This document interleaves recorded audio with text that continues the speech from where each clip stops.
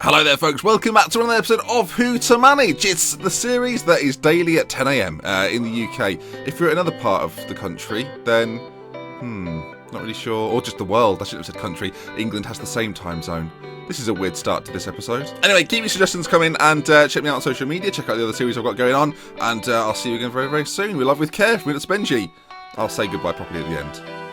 So then, we're back in the Premier League and it's Hull City this time, quite a contrast to Leicester. The challenge, it's one of the biggest survival challenges the Premier League have ever seen. 8 first-team injuries when you arrive and a lack of overall quality. You don't have the money to do it, or the pulling power, but could you be the one to keep them up? Can you get Hernandez firing? Is your defence able to get a clean sheet? And will the owners give you the time required? Last season you were playoff winners and the expectation, dead last.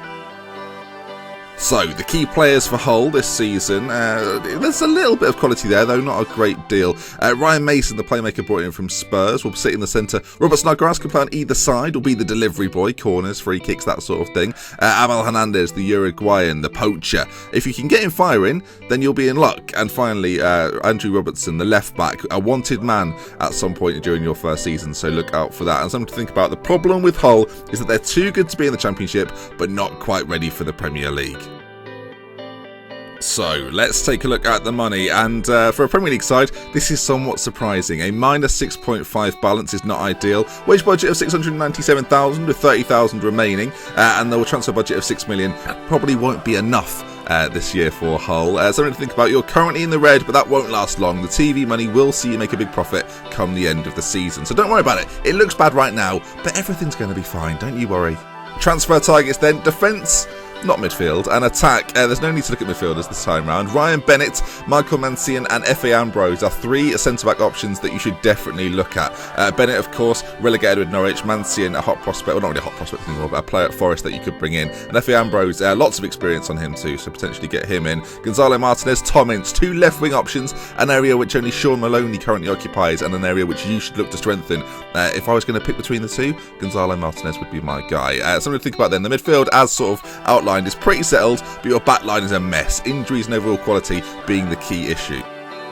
Okay, let's look at some pros. I've made it sound like there aren't any. There are a few. You've got a good group of hard-working footballers with an above-average work rate for the division. You are going to get 100% out of your lads, that's for sure. You do have 1 or 2 decent players that could carry you to safety. Snodgrass and Huddleston will be vital. And on the final day of the transfer window in real life, whatever that is, a couple of players joined, which makes your job a little bit easier. And finally, your fans are going to see some top players play this year. Sadly, though, they don't belong to you. Sorry about that. Some of the teams in the Premier League aren't really that good, and while you're one of them, teams can be beaten. So don't give up straight away. And where there's pros, there's often cons. This is quite simple today. 8 first-team injuries. Yeah, that's not ideal. The defence is depleted massively. Only 6 million to spend means you can't really improve it that much. I've given you some transfer options.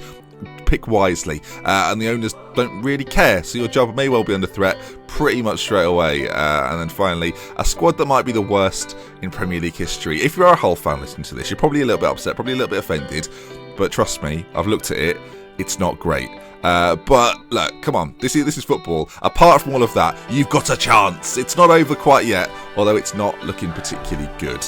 So, in summary, I've made this out to be near impossible, and that's mainly because it is. But as I said, this is football. Anything can happen, and wouldn't it be nice to beat the odds? Everyone expects you to be relegated, so there isn't much pressure to perform. You've a good group of players that on their day will cause teams problems. Your favourites to go down, but can you, managing them, improve the odds? Of course, if you enjoyed this video, please do leave a like, and if you want to see more, subscribe to the channel. Social media, Twitch, Facebook, YouTube, and Twitter are available there. If you want to check out the previous video, click that one. If you want to check out the next one, and you're watching this in the future, click that one. Leicester series, I've also got a draft series. Get involved. And until tomorrow, when I see you again at 10 AM, goodbye.